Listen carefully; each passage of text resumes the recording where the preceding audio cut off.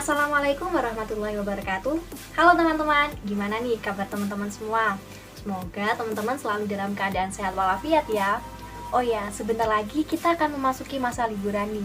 Nah, kira-kira teman-teman sudah punya planning belum mau liburan kemana?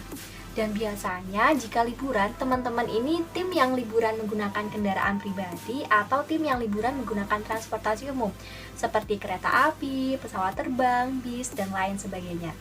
Jadi pada kesempatan kali ini, saya Fajrina Agustin dengan NIM 2008 1030 1015 akan menjelaskan mengenai analisis laporan keuangan dari perusahaan yang bergerak di bidang transportasi, yakni PT Garuda Indonesia Persero Tbk. Jadi simak terus ya teman-teman. Happy watching! Oke teman-teman, di sini saya akan menjelaskan mengenai analisis indeks trend yang dimiliki oleh PT Garuda Indonesia Persero Tbk.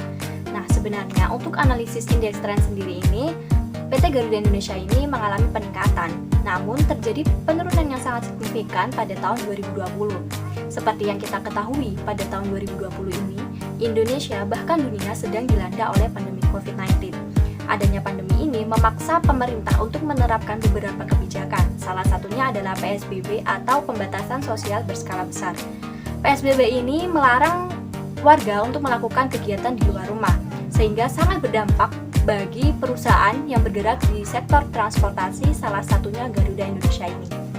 Analisis indeks trend yang pertama yakni dari total pendapatan. Pada tahun 2019, total pendapatan dari PT Garuda Indonesia sebesar 118%, namun pada tahun 2020 hanya sebesar 39%. Hal ini terjadi karena pada tahun 2020 Indonesia tidak melaksanakan pemberangkatan ibadah haji lantaran pemerintah Arab Saudi yang terpaksa untuk menutup sementara kegiatan ibadah haji ini. Sedangkan seperti yang kita ketahui bahwa pemberangkatan ibadah haji merupakan salah satu penopang dari pendapatan utama PT Garuda Indonesia.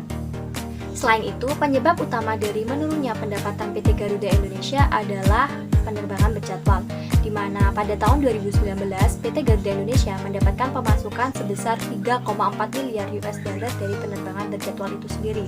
Nah, sedangkan pada tahun 2020 Indonesia hanya mendapatkan sebesar 929 juta US dollar dari penerbangan berjadwal.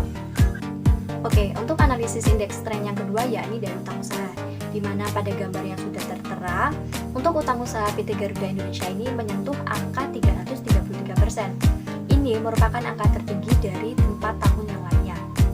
Hal ini terjadi karena pada tahun 2019 terjadi kelonjakan penumpang baik yang berjadwal maupun tidak berjadwal, sehingga memaksa PT Garuda Indonesia untuk melakukan penyewaan pesawat. Nah, dengan adanya penyewaan pesawat ini membuat membengkaknya utang kepada pemasok sewa pesawat tersebut. Nah, di mana pada tahun 2019 untuk utang usaha kepada sewa pemasok tersebut menyentuh angka 83 juta US dollar. Oke, mungkin cukup itu saja analisis indeks trend dari PT Garuda Indonesia Persero Tbk. Sampai berjumpa di lain video ya teman-teman. Wassalamualaikum warahmatullahi wabarakatuh. Bye-bye.